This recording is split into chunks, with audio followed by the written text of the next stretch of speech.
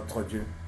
Dans le nom de Jésus, nous avons ainsi prié et les saints disent Amen. Amen. Amen.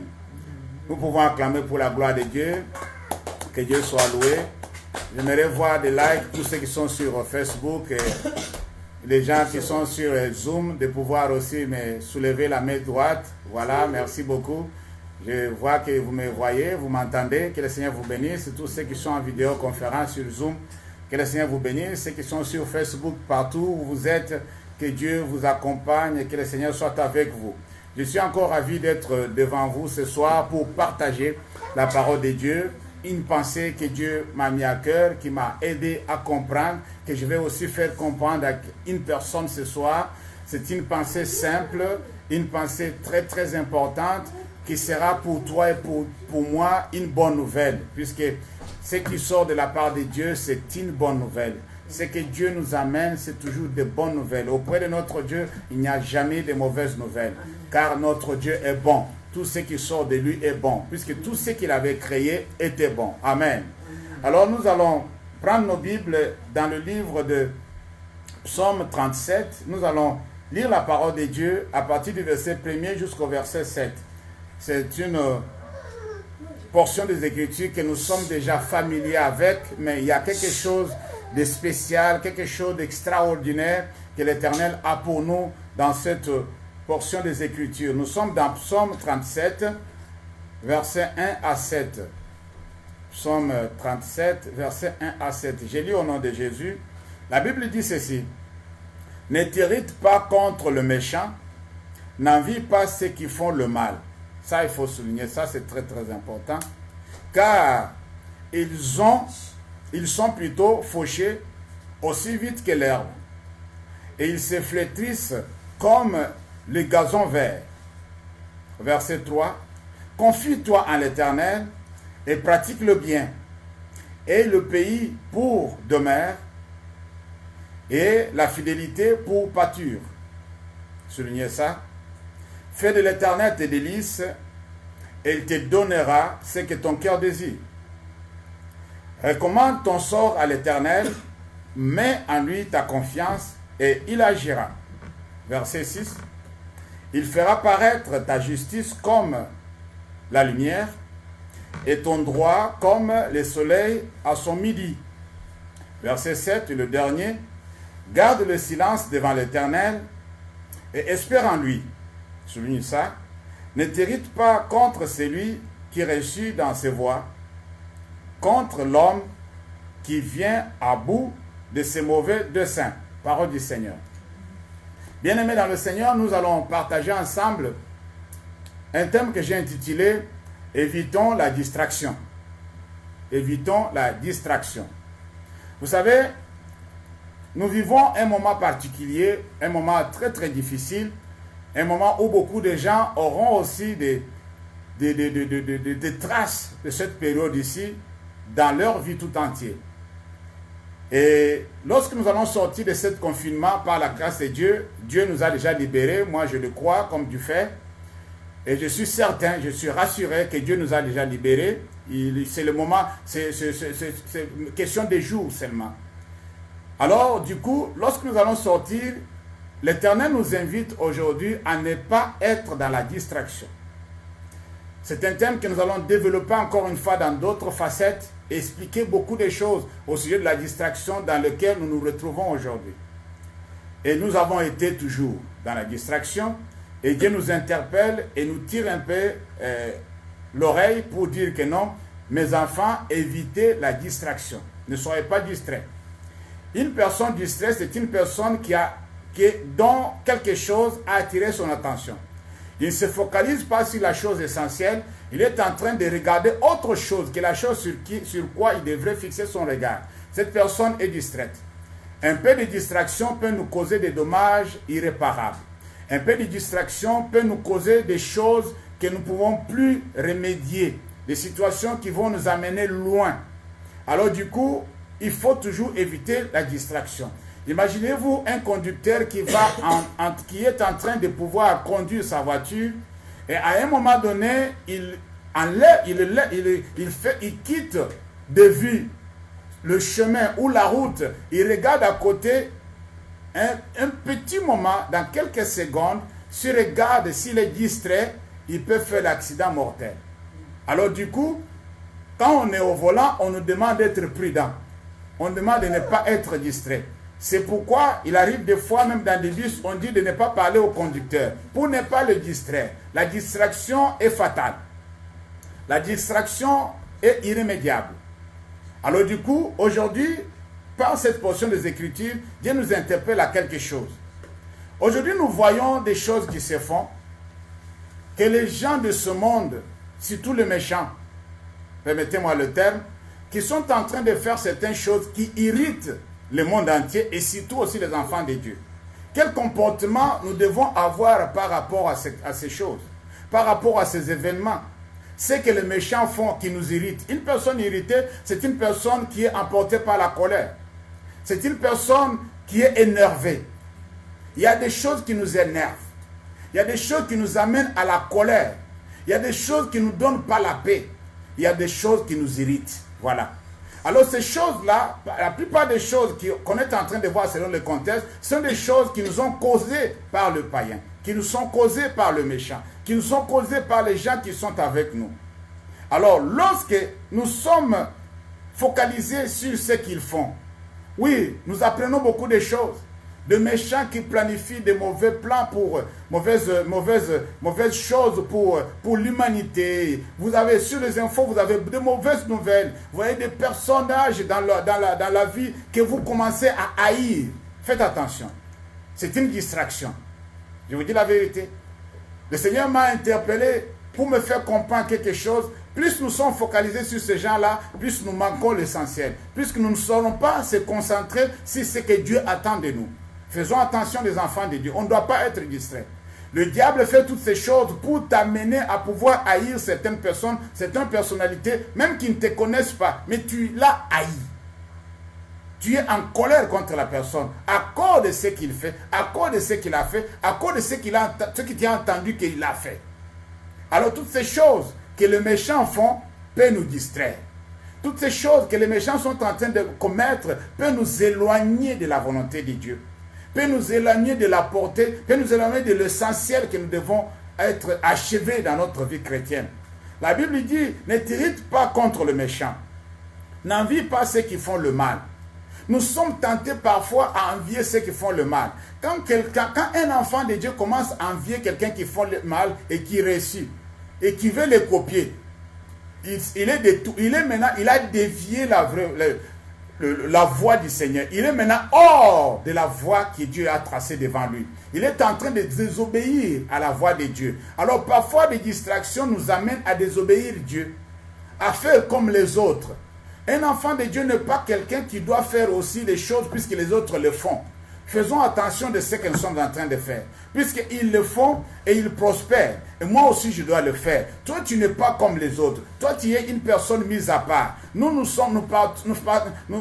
appartenons à l'Église. L'Église, c'est l'ensemble de personnes mises à part. Nous ne sommes pas comme eux. Nous ne devons pas nous comporter comme eux. C'est à eux de venir vers nous. C'est à eux de copier ce que nous faisons, que nous sommes en train de copier ce qu'ils font. Quand nous faisons ce que les autres font, quand nous faisons ce que le monde font, quand nous faisons ce que le païen font, nous sommes en train d'être en distraction.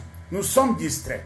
Et ça peut nous coûter cher pour la vie éternelle. Faisons attention. Le lendemain ne nous appartient pas. Nous avons vécu des choses terribles. Nous sommes en train de vivre les choses terribles. Et nous comprenons aussi, au moins, par ce que nous sommes en train de souffrir. La Bible dit que Christ a obéi l'obéissant, a appris à obéir plutôt par les choses par lesquelles il a souffert. Cela veut dire, si tu as passé la souffrance, apprends par cette souffrance. Apprends par ces moments difficiles. Apprends des leçons. Comporte-toi bien. Sois une personne que Dieu peut accepter, une personne qui donne gloire à Dieu. Nous ne devons pas copier ce que les autres font. Nous ne devons pas envier ceux qui font le mal. Lorsque tu es en train d'envier celui qui fait du mal, tu veux devenir comme lui. Tu veux te comparer à lui. Tu veux aussi être considéré comme lui. Non, ce n'est pas comme ça que les choses doivent être. Puisque cela a des conséquences vraiment terribles. Si nous lisons ensemble dans Proverbe chapitre 23, Bien-aimés dans le Seigneur, vous allez voir quelque chose d'extraordinaire. Proverbe chapitre 23, à partir du verset 17. Voilà ce que ma Bible dit. Ce sont des conséquences des personnes qui suivent les autres, qui copient ce que les faillants font. Proverbe 23, le verset 17 jusqu'au verset 18. La Bible dit ceci. Que ton cœur n'envie point le péché, mais qu'il ait toujours la crainte de l'Éternel. Ton cœur ne doit pas envier. Puisque lorsque tu envies le méchant, tu ne dois pas craindre, tu ne dois plus plutôt craindre l'Éternel. La crainte de l'Éternel va s'éloigner de toi. Ici, on nous dit bien que ton cœur n'envie point le péché, mais qu'il ait toujours la crainte de l'Éternel, car il est un avenir. La crainte de l'Éternel, l'Éternel est notre avenir. Tu peux penser que l'avenir de méchants est bien tracé. L'avenir de méchants est propre. Ils vont bien. Ça va bien finir. Mais non. Ils vont disparaître comme de l'herbe. Leur vie est courte comme ça. Toi, tu as une vie longue.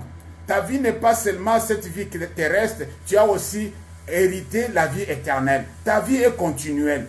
Tu n'es pas comme eux. Lui, s'il va mourir, la vie terrestre, c'est fini. Il va en enfer. Mais si toi, tu meurs aujourd'hui, tu vas au ciel. Tu vas auprès de Dieu. Tu seras dans la présence du Seigneur. Lui qui nous a dit que je vais vous préparer la place. Et je viendrai vous prendre. Ta vie est continuelle. Ta vie est éternelle. Tu ne peux pas bloquer ta vie. Tu ne peux pas mettre fin à ta vie par rapport aux choses de ce monde. Par rapport à ce que les hommes font. La Bible dit au verset 18, car il est un avenir. Dieu est notre avenir. Et ton espérance ne sera pas anéantie. Dieu est notre avenir et ton espérance ne sera jamais anéantie. Tu ne peux pas penser à aucun jour que ce que toi tu espères, excusez-moi, sera anéanti. C'est pratiquement impossible. Dieu n'est pas un homme pour mentir, ni fils de l'homme pour se repentir. Ce qu'il a dit, c'est ce qu'il fera. Alors si toi tu es distrait par rapport à ce que tu entends, ce que tu vois sur les réseaux sociaux, ce que les autres te disent, ce que ton entourage est en train de faire, ce que les gens qui sont autour de toi sont en train de faire, ce que les grands de ce monde sont en train de faire, c'est une distraction. Ne soyons pas distraits. Je vous dis la vérité. Concentrons-nous sur l'essentiel. On continue, on retourne sur Psaume 37, on continue avec notre lecture à partir du verset 1er. Maintenant, nous sommes au verset 3.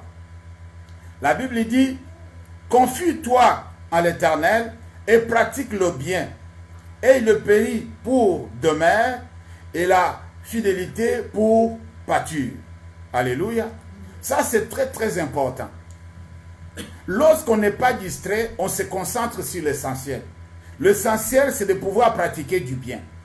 Un enfant de Dieu, c'est celui qui apprend à pratiquer du bien. Ce n'est pas celui qui apprend à faire du mal à l'autre.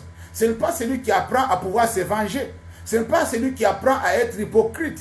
Ce n'est pas celui qui apprend à pouvoir contourner la loi. C'est une personne qui apprend à pratiquer du bien. Aujourd'hui, lorsque nous ne sommes pas focalisés sur le mal, on va pratiquer le bien. Lorsque ton attention est focalisée sur le mal, tu vas faire le mal. C'est ça. Ça sera comme ça. Ça sera maintenant l'objet de tes pensées. Lorsque tu penses toujours sur le mal, tu vois toujours le mal, tu raisonnes sur le mal, tes discussions sont toujours autour de mal, alors du coup, tu finiras par commettre le mal. Tu finiras par faire du mal à quelqu'un. Tu finiras par faire quelque chose qui ne glorifie pas Dieu. Oui, le diable aussi pourvoit aux besoins de ceux qui veulent faire du mal. Celui qui cherche à faire du mal, le diable va l'aider tout de suite. Il est prêt à pouvoir l'aider. Il va le conduire jusqu'à ce qu'il va commettre le mal. Il va le conduire jusqu'à ce qu'il va faire le péché. Mais celui qui n'est pas focalisé sur le mal, celui qui ne suit pas ceux qui font le mal, celui qui ne se focalise pas sur ce qu'ils font, qui n'est pas attiré par ce que les méchants font, cette personne se focalise ou se concentre sur le bien. C'est ce que toi et moi nous sommes appris à être. Nous devons nous concentrer sur le bien. Nous devons pratiquer le bien. Nous devons avoir le pays que Dieu nous a donné comme demeure. Tu dois demeurer là où Dieu veut que tu sois. Tu dois demeurer là où Dieu t'a demandé d'être. Tu dois demeurer là où le Seigneur peut te visiter. il y a une chose très importante. La Bible dit, dans ce premier verset, « Ayez le pays pour demeure et la fidélité pour pâture. » Ça, c'est très fort et c'est très important. Lorsque j'ai médité sur ce point, l'Éternel m'a fait comprendre quelque chose de merveilleux.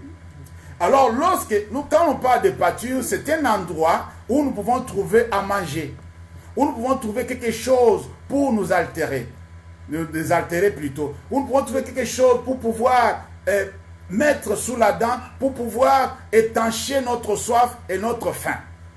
La pâture sert, puisque la Bible dit que le Seigneur est mon berger. Il me conduit vers le vert pâturage. C'est-à-dire, il te conduit dans des endroits où il y a de l'abondance. Ici, on dit d'avoir la fidélité pour pâtir. Vous savez, dans notre vie de tous les jours, beaucoup de personnes sont devenus, comment je peux dire, ils ont signé fidélité à beaucoup d'aliments. S'il n'a pas mangé cet aliment-là, il ne peut pas dormir. Il y a des gens qui ont signé fidélité, qui appellent même la cigarette ami fidèle. C'est-à-dire, s'il n'a pas pris sa cigarette, vraiment, il ne peut pas dormir. Il y a des gens aussi, s'il n'a pas mangé son foufou, vraiment, c'est compliqué pour lui. Alors, celui qui n'a pas trouvé le choukwang, vraiment, vous avez des problèmes avec lui à la maison. Il y a celui qui dit que non, s'il n'y a pas le likayabou, moi, je ne mange pas. Bien aimé, nous avons signé fidélité à beaucoup des aliments. Mais nous n'avons pas signé fidélité à notre Dieu. Ça, c'est grave. Ça, c'est très grave. Il faut avoir la fidélité pour pâtir. C'est-à-dire, tu vas dans la fidélité pour guérir, pour avoir tout ce que tu as besoin. Tous les fruits que tu aimes, toute la nourriture que tu as toujours préférée, c'est dans la fidélité de Dieu. Dans la fidélité, là, tu vas trouver cette petit pâturage que Dieu lui-même a déjà préparé. Nous avons signé fidélité à beaucoup de choses. La liste est longue. Chacun de nous est conscient de la chose qu'il préfère plus que l'autre. Que la chose que s'il n'a pas pris ça, il ne peut pas dormir. Oui, on se connaît. Tu ne peux pas faire une semaine sans manger la chose en question. Il y a des gens comme ça. Alors il va faire des kilomètres pour chercher la chose qu'il cherche, qu'il veut pour manger. Pour les adeptes d'un tabac, on se connaît. Ce n'est pas quelque chose de caché. Alors du coup, il y a des choses que nous sommes fidélisés. On est fidélisés à ces choses-là. Mais si on faisait la même chose avec notre Dieu, il y a beaucoup de choses qui vont se faire. Je vais vous dire ça, c'est ce qui suit. La Bible dit, et le pays pour demeure et la fidélité pour pâture. Alors, voilà le verset 4. Fais de l'Éternel tes délices et il te donnera ce que ton cœur désire. Alors, imaginez-vous, ce que nous sommes fidélisés là, la nourriture auquel nous sommes fidélisés, ça devient notre délice, ça nous fait du bien. Il y a des gens qui, lorsqu'il n'a pas le ngouba à la maison, il ne peut pas se calmer. Il veut toujours toucher le ngouba pour mettre un peu dans la bouche et la journée continue.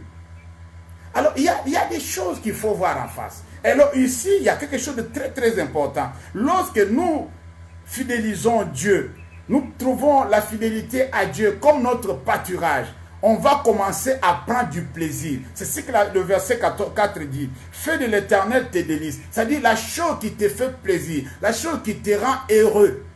C'est-à-dire, quand tu vas dans la présence de Dieu, tu es content, tu es aux anges. Tu préfères être dans la présence de Dieu qu'être ailleurs. C'est pourquoi la Bible dit que mieux vaut un jour dans la présence de Dieu que 1000 ans ailleurs. Alors fais de l'Éternel tes délices, alors lui de son côté, il te donnera ce que ton cœur désire. Alors quand tu vas à l'Éternel, quand tu fais de l'Éternel tes délices, quand tu prends du plaisir à venir dans la présence de Dieu, quand tu prends du plaisir à pouvoir adorer Dieu, tu n'es pas distrait par ce qui se passe autour de toi. Tu es focalisé sur l'essentiel. Tu adores ton Dieu. Tu médites la parole. Tu pries quand il faut. Tu vas faire du bien aux autres. Tu fais de l'Éternel tes délices. Alors, du coup, Dieu va s'occuper maintenant de ce qui te concerne. La Bible dit qu'il te donnera ce que ton cœur désire. C'est-à-dire, il va commencer à sonder tes désirs. On ne te dit pas de pouvoir lui présenter tes désirs. Non, ça, ici, on ne dit pas de pouvoir présenter les désirs. On ne dit pas de pouvoir lui demander par rapport à nos désirs ce que nous désirons. Non, lui va identifier ce que nous désirons. Ça sera automatique, puisque toi, tu trouves du plaisir à venir dans sa présence. Tu trouves du plaisir à pouvoir venir auprès de lui, de l'adorer, de le glorifier, de le servir, de le louer, de faire sa volonté. Tu trouves du plaisir dans la loi de Dieu. Voilà. La Bible dit que heureux l'homme qui trouve du plaisir dans la loi de Dieu, qui la médite jour et nuit. Tu trouves du plaisir. Tu es content de pouvoir entrer dedans. Tu es content d'être imbibé dedans. Tu es content d'être plongé dans la loi de l'Éternel. Tu es content de savoir ce que Dieu veut pour la journée, pour ta famille, pour toi-même, pour tes projets, pour toutes ces choses. Et tu prends ton temps avec Dieu. Et cela devient régulier. C'est ça ce que nous appelons la communion avec Dieu. Une personne qui est en communion avec Dieu, c'est une personne qui a trouvé du plaisir dans la loi de Dieu. C'est une personne qui a fait de l'Éternel ses délices. La Bible dit que lui-même, il te donnera ce que ton cœur désire. Nous avons beaucoup de choses que nous désirons. Nous avons beaucoup de besoins, bien-aimés. Il y a des besoins, si nous suivons à la lettre la parole de Dieu, il y a des besoins qui seront automatiques. La plupart des fois, la plupart des entreprises, des associations, des points où nous avons toujours l'habitude de contacter des personnes et appeler, prendre des rendez-vous. Aujourd'hui, si vous envoyez un email, on vous dit que non, cette réponse que vous avez reçue, c'est une réponse automatique. C'est l'ordinateur qui vous a répondu. Personne n'est devant l'ordinateur. Personne n'est devant l'ordinateur. C'est une réponse automatique. On vous signale qu'à ne pas répondre puisque l'ordinateur qui t'a répondu que non, ta lettre a été reçue ou bien ta demande a été reçue, le message a été reçu à 100%. Nous prenons cette situation en charge, nous allons faire ceci, nous allons faire cela, rappelle-nous ultérieurement. Mais sur l'ordinateur, il y a le répondeur, disons. Alors c'est comme ça que ça fonctionne avec Dieu. Il y a certaines choses, lorsque le besoin se présente, automatiquement Dieu répond à ce besoin-là, puisque toi tu es occupé avec lui. Toi, tu es concentré avec Dieu. Toi, tu es tellement pris par Dieu. Tu es tellement dans ça que tu oublies même que tu dois vivre. Dieu n'a jamais abandonné le sien. Tout ce qui est en toi donne gloire à Dieu. Bien-aimés dans le Seigneur, évitons la distraction. Voilà notre thème que nous sommes en train de dire. Évitons la distraction. Ce sont des choses que nous allons développer. Il y a beaucoup de sujets qu'il faut développer dedans. Il y a beaucoup de choses qui attirent notre attention. Il y a beaucoup de choses qui nous éloignent de la présence de Dieu. Il y a beaucoup de choses qui nous écartent du droit chemin. Et toutes ces choses-là, nous devons nous les dire en face. Nous devons nous rappeler ces choses. C'est notre devoir. Oui. Il dit au verset 6, « Recommande ton sort à l'Éternel, mets en lui ta confiance et il agira. » Quel est ton sort? Une personne qui envie le méchant. Une personne qui voit le méchant prospérer et il est en colère, il est irrité. C'est une personne qui comment je peux dire, il est vraiment ému, il est vraiment déçu de sa position. Il est déçu de ce qu'il est. Il regarde son sort, il pleure par rapport à son sort. Ça nous arrive aussi les enfants de Dieu. Oui, la Bible dit le malheur atteint souvent les justes, mais l'Éternel en délivre toujours. Cela veut dire que non, le malheur peut atteindre les justes. Tu regardes ta situation, tu regardes ton sort. Imaginez-vous dans l'Ancien Testament, les fils des prophètes ont dit à l'homme de Dieu, regarde la situation dans laquelle on est. Voilà le sort de ces gens-là. C'est ça ce qu'on appelle le sort. Ça veut dire tu regardes ton sort, tu regardes ta situation présente. Tu regardes ce que tu es. Ça ne correspond pas à ce que tu dois être. Ça ne correspond pas à ce que tu attends que Dieu peut faire pour toi. Tu as parfois pitié de toi-même. Tu es désolé. C'est ce que la Bible dit ici. Recommande ton sort à l'Éternel. Et mets en lui ta confiance. Et il agira. Puisque tu vois le sort de méchants. Ils prospèrent. Ils ont de grosses voitures. Ils ont des maisons. Ils jouent avec l'argent. Ils gaspillent l'argent du peuple. Gloire à Dieu. Mais, il y a quelque chose qui se passe ici. Il y a quelque chose de très important ici. Tu as pitié, mais tu dis, ah, vraiment, comme disent les Italiens, ah, poverino. C'est-à-dire, je suis le pauvre, moi. Moi, le pauvre. Ah, On te regarde, on dit, ah, le pauvre, vraiment, il n'a même pas à manger. Voilà même comment il est habillé. C'est-à-dire, son sort est en train de... ça émite tout le monde. Il y a des gens qui te voient sur le chemin, ils ont pitié de toi. Ils oublient que tu es un grand Dieu. C'est ça ce qu'ils oublient. La Bible dit ici, ne garde pas silence. N'envie pas le méchant, tu seras distrait. Ne vois pas ce qu'ils font, ça va te distraire. Mais recommande ton sort à l'Éternel. Après cela, mets en lui ta confiance. Alléluia. Mets en lui ta confiance. C'est-à-dire, ayez foi que tout ce que nous avons demandé en priant, nous devons croire que nous l'avons reçu et nous le verrons s'accomplir. Le problème ici, c'est la confiance que nous devons avoir en Dieu. Bien aimé, il y a beaucoup de choses qu'on doit se dire en face.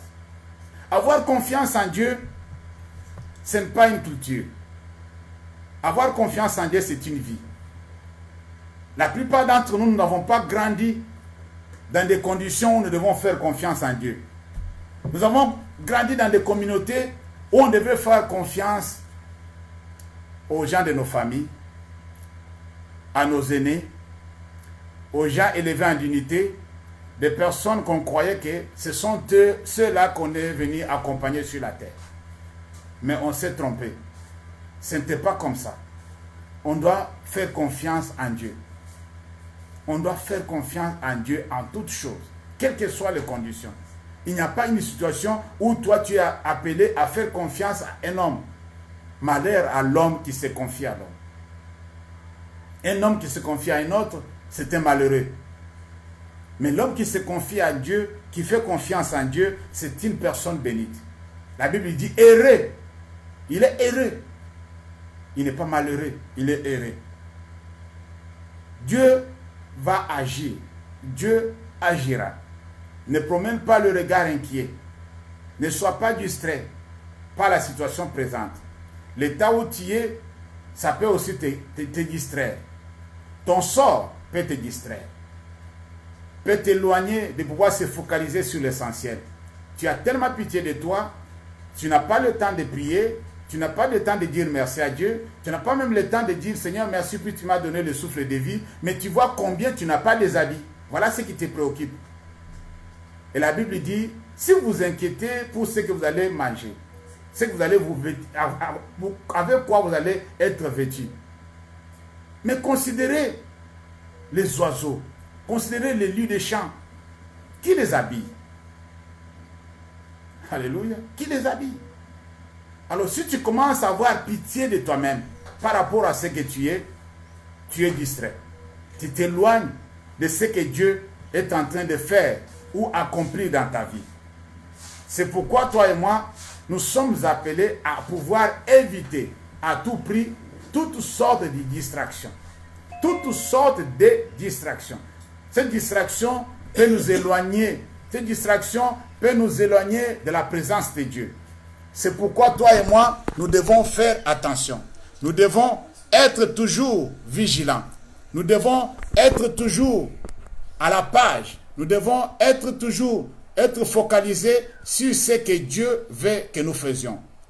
Bien-aimés dans le Seigneur, que notre Dieu nous aide à pouvoir comprendre ces vérités et ces réalités. Pour terminer, il dit au verset 7, « Garde le silence devant l'Éternel et espère en lui. Ne t'irrite pas contre celui qui réussit dans ses voies, contre l'homme qui vient à bout de ses mauvais desseins. » L'Éternel a une grande promesse qu'il a faite.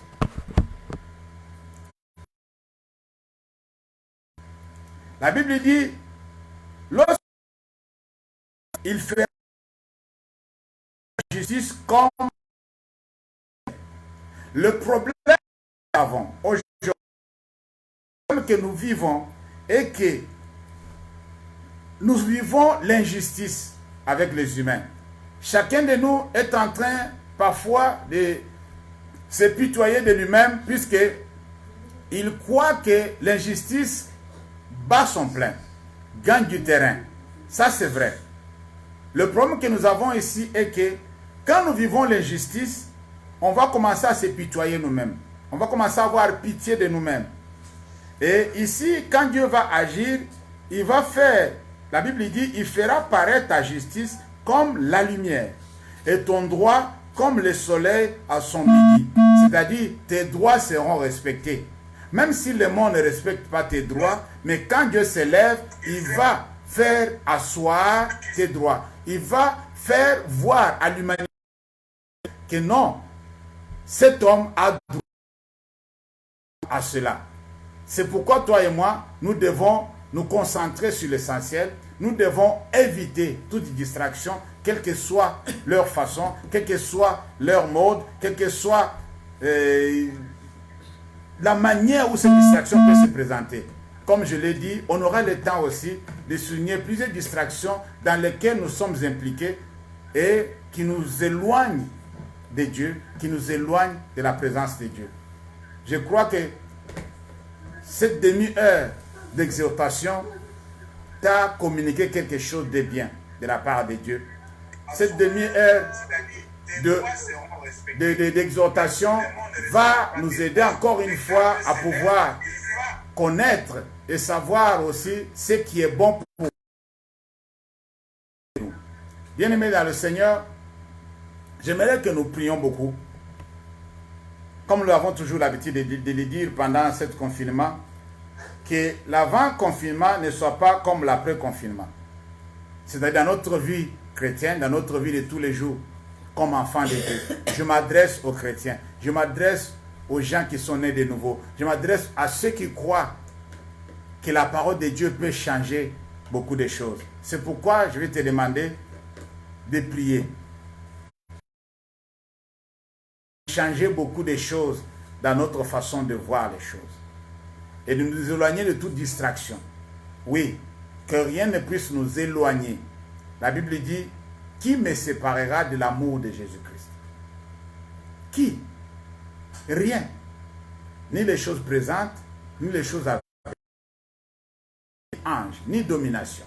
C'est-à-dire toutes ces choses-là ne peuvent pas nous éloigner, ne peuvent pas nous distraire, ne peuvent pas nous écarter de la volonté de Dieu. Il faut que la volonté de Dieu dans notre vie soit faite. Voilà ma prière de tous les jours. Seigneur, que ta volonté soit faite.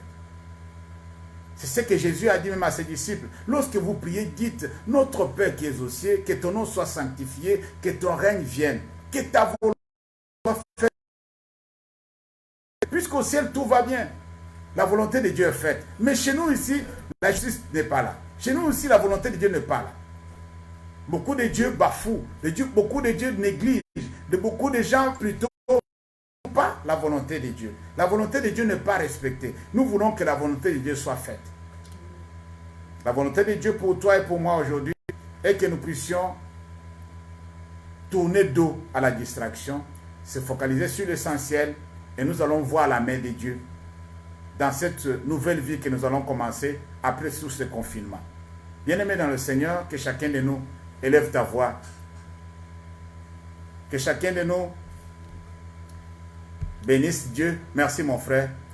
Que chacun de nous élève sa voix et qu'il bénisse Seigneur pour ce moment que nous avons passé ensemble. Qui bénisse le Seigneur qui nous a interpellé l'oreille pour dire que nous voilà, nous devons être focalisés sur l'essentiel et faire ce qui est la volonté de Dieu. Élève ta voix là où tu es. Commence à prier. Prie d'abord pour toi-même. Ne prie pas pour celui qui est à côté de toi. Aujourd'hui, ça me concerne aussi. Ça, c'est personnel.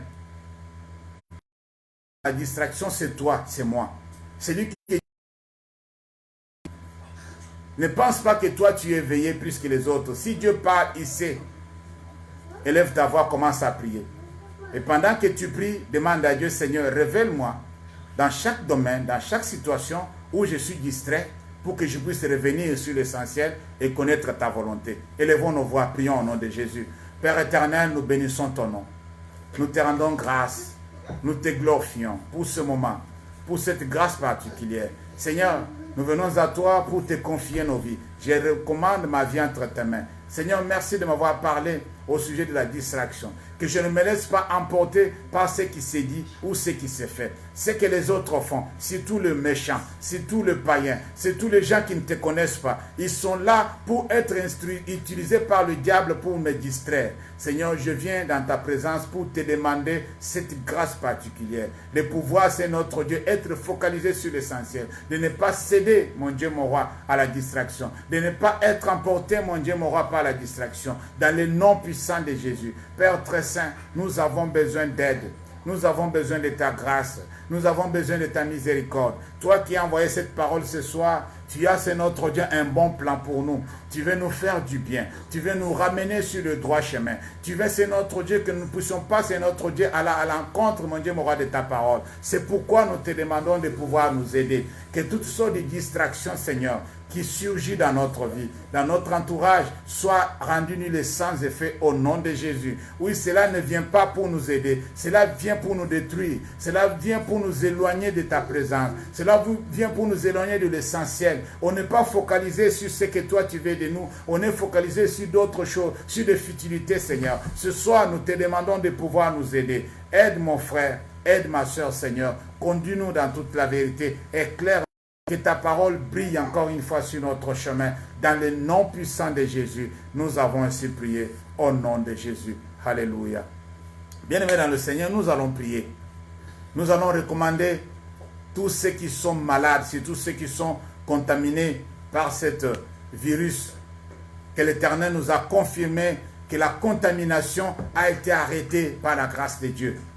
Mais il y a des gens qui sont dans des hôpitaux. Oui, ils disent que le nombre diminue, mais nous allons demander la guérison divine. On ne se fatigue pas de pouvoir demander que Dieu guérisse tous ceux qui sont sous l'assistance respiratoire, tous ceux qui sont dans le coma, tous ceux qui sont hospitalisés, tous ceux qui sont en train de souffrir, tous ceux qui ne savent pas si cette nuit, ils vont voir demain. Oui, bien-aimés, toi et moi, nous sommes à la maison, mais prions pour ceux qui sont malades, ceux qui sont contaminés, ceux qui sont encore dans des hôpitaux. Élevons nos voix partout où ils sont, à travers le monde entier. Je ne sais pas là où l'Esprit va t'emmener, même aux États-Unis, au Japon, je ne sais pas, en Afrique, en Océanie, je ne sais pas, en Asie, je ne sais pas, ici en Europe, dans n'importe quel pays. Oui, élève ta voix, commence à prier pour tous ces gens-là. Oui, Dieu a besoin de la guérison de tout le monde. Nous prions pour tous ceux qui sont contaminés, partout où ils sont, je ne sais pas, à Milan, je ne sais pas, à Paris, je ne sais pas où, en Allemagne, je ne sais pas où ils sont, en Espagne, partout où ces gens sont, que l'Éternel le guérisse. Prions pour leur guérison. La Bible dit que non, la prière de la foi du juste a une grande efficacité. Je crois en ça, bien-aimé. La prière de la foi du juste a une grande efficacité. Élève ta voix, c'est toi le juste. C'est toi que Dieu a voulu que tu élèves ta voix ce soir et que tu pries pour ces gens-là. Prions au nom de Jésus. L'Éternel notre Dieu, nous prions pour tous ceux qui sont, c'est notre Dieu, dans le coma, tous ceux qui sont malades, tous ceux qui sont en train de souffrir, tous ceux qui sont, mon Dieu, mon Créateur, en train, c'est notre Dieu, de ne pas savoir s'ils sortiront. C'est notre Dieu vivant dans des hôpitaux. Seigneur, nous prions pour eux. Partout où ils sont, c'est notre Dieu, sur la planète, en Chine, partout, Seigneur, nous prions pour que ta guérison germe, mon Dieu, mon roi. Prends pitié, notre Père, notre Dieu. Oui, quand toi tu viens bénir, c'est notre Dieu. Tu ne regardes pas ce que l'homme peut faire. Tu ne regardes pas ce que l'homme dit, c'est notre Dieu. Tu guéris même les païens, Seigneur. Même ceux qui ne te connaissent pas. Pour ta gloire, Seigneur. Pour qu'ils viennent à toi. Pour qu'ils reconnaissent qu'il y a un Dieu quelque part. Il y a un Dieu qui guérit. Il y a un Dieu qui délivre. Il y a un Dieu qui sauve. Dans le nom de Jésus. Oh Père éternel, viens, c'est notre Dieu. Pour pouvoir encore une fois sauver. Pour pouvoir encore une fois guérir. Pour pouvoir délivrer. Tous ceux qui sont, c'est notre Dieu, en difficulté. Tous ceux qui sont, c'est notre Dieu, en train de souffrir, mon Dieu, mon roi. Tous ceux qui ne savent pas s'ils vont s'en sortir. Oh, que ton sang les couvre là où ils sont, Seigneur. Guéris-les au nom puissant Délivre-leur, c'est notre Dieu, de toute puissance, mon Dieu, mon roi, de la maladie, toute puissance de l'épidémie, toute puissance, mon Dieu, mon roi, de ce virus, soit neutralisée, anéantie au nom de Jésus. Que ces gens-là sortent victorieux, qui sortent victorieux, c'est notre de ces situations, qui te glorifient, et que tous ceux, c'est notre Dieu, que tu as sauvé par la main puissante, par le miracle, mon Dieu, mon roi, puissent te bénir et te glorifier, puissent t'adorer et te célébrer. Au nom que la gloire et l'honneur te soient rendus. Reçois la gloire dans cette situation, Seigneur. Reçois toute la louange et l'adoration dans le nom puissant de Jésus qui nous sauve. Car tu es celui, notre Père, notre Dieu, qui nous soutient et nous garde. Tu es celui qui nous éclaire. Tu es celui qui nous fait vivre. Tu es celui qui nous dirige. Tu es celui qui nous montre le chemin. Que ton nom soit élevé, Seigneur Jésus. Que ton nom soit béni. Que ton nom soit glorifié. Lève-toi, l'Éternel. Que tes ennemis se dispersent, mon Dieu, mon roi. Lève-toi, l'Éternel. Que tous tes ennemis se dispersent, mon Dieu, mon roi. Oui, c'est toi qui es au-dessus de toutes choses. Aucune maladie, aucune épidémie, c'est notre Dieu. N'est au-delà de ta force, n'est au-delà de ta puissance, c'est notre Dieu. Tu es le seul qui peut faire des grandes choses. Tu es le seul qui peut faire, mon Dieu, mon roi, déclencher le miracle dans la vie de tes enfants. Au nom puissant de Jésus qui nous sauve. Gloire à toi, notre Père, notre Dieu. Sois béni d'éternité en éternité, au nom de Jésus. Oui, prions, bien-aimés, que Dieu continue à protéger le corps médical. Que Dieu continue à protéger toutes les personnes qui sont pouvoir secourir les malades d'une manière ou d'une autre. Prions pour eux, demandons la grâce de Dieu dans leur vie, que Dieu leur fasse grâce. Prions au nom de Jésus. L'Éternel notre Dieu, nous prions pour tout ce corps médical, mon Dieu, mon roi, tous ces hommes et ces femmes qui sont mobilisés pour pouvoir, c'est notre Dieu, soutenir, pour pouvoir, c'est notre Dieu, accompagner ceux qui sont malades, pour pouvoir, c'est notre Dieu, équiper, c'est notre Dieu, pour pouvoir, c'est notre Dieu, assister, mon Dieu, mon roi, ceux qui sont dans des maisons de retraite, toutes ces personnes médicales, mon Dieu, mon roi, qui se donnent corps et âme, c'est notre Dieu, qui se sacrifient, qui sacrifient leur famille. Je prie, Seigneur, que tu les accompagnes. Je prie, mon Dieu, mon roi, que tu les soutiennes dans le nom de Jésus, que tu sois le seul, mon Dieu, mon roi, à pouvoir les fortifier, que ta grâce, mon Dieu, mon roi, se manifeste dans leur vie. Que ton nom soit glorifié, notre Père, notre Dieu. Soit loué à jamais. Soit exalté, le Dieu puissant. Soit célébré l'incomparable et redoutable. Que ta grâce, c'est notre Dieu, se manifeste dans leur vie. Dans le nom puissant de Jésus qui nous sauve. Gloire à toi, notre Seigneur, notre Dieu. Bien-aimés, nous allons prier. Nous avons cette requête de prière que toute l'église Victory Church doit prier pour la santé du pasteur Blaise, qui était hospitalisé mais qui est déjà sorti par la grâce de Dieu. Il était malade, mais Dieu l'a fait grâce, il est déjà sorti, il est en convalescence. De Dieu, demandons que Dieu le soutienne et lui donne la force de pouvoir retourner au travail et commencer à faire l'œuvre de Dieu comme il se doit. Oui, il passe des moments très. Nous demandons la grâce de Dieu sur son serviteur Blaise Bachiluango. Élevons nos voix, prions pour le serviteur de Dieu. Prions au nom de Jésus. L'Éternel notre Dieu, nous recommandons ton serviteur Blaise entre tes mains, Seigneur notre Dieu. Que ton serviteur soit, c'est notre Dieu, rétabli, soit, c'est notre Dieu, guéri totalement, Seigneur. Qu'il puisse, c'est notre Dieu, être consolé pour toutes ces difficultés qu'il a de faire face. Mon Dieu, mon roi, nous prions pour sa vie, nous prions pour sa famille, nous prions, c'est notre Dieu, pour son ministère, pour toutes ces églises, mon Dieu, mon roi, qui dirige, Seigneur notre Dieu. Toute cette période des épreuves, mon Dieu, mon roi, qu'il est en train de passer, Seigneur, nous recommandons ça entre tes mains. Veuillez le soutenir, mon Dieu, mon roi. Oui, toi, tu as dit que le malheur atteint les justes, mais l'Éternel l'en délivre toujours, Seigneur. Veuillez le délivrer de cette situation. Veuillez le donner encore une fois, mon Dieu, mon roi, la force d'aller de l'avant, de persévérer dans le nom de Jésus. Nous voulons, c'est notre Dieu, le voir encore une fois sur ce deux pas, c'est notre Dieu, et faire ton œuvre plus qu'avant au nom de Jésus. Bénissez notre Dieu, tout ce qu'il fait, tout ce qu'il va entreprendre, mon Dieu, mon roi, soit béni dans le nom puissant de Jésus. Que toute arme forgée contre lui soit rendue nulle sans effet. Que toute parole, c'est notre Dieu, mauvaise, toutes sortes de paroles mauvaises, c'est notre Dieu, prononcées contre lui, nous les rendons nulles sans effet au nom de Jésus. Veillez, c'est notre Dieu, manifester ta grâce là où il est avec sa famille, c'est notre Dieu. Touche ton serviteur, bénis sa vie au nom puissant de Jésus. Gloire à toi, notre Père, notre Dieu. Gloire à toi, notre Seigneur, notre Roi. Nous te rendons grâce et nous te bénissons. Dans le nom puissant de Jésus, nous avons ainsi prié. Amen. Amen. Que le Seigneur vous bénisse. Bonne soirée à tous. Vraiment, je vous donne rendez-vous pour demain à 10 h. Nous allons passer encore des moments merveilleux dans la présence de Dieu.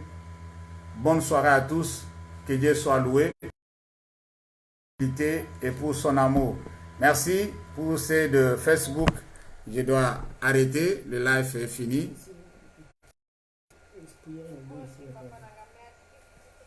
Amen, maman. Merci.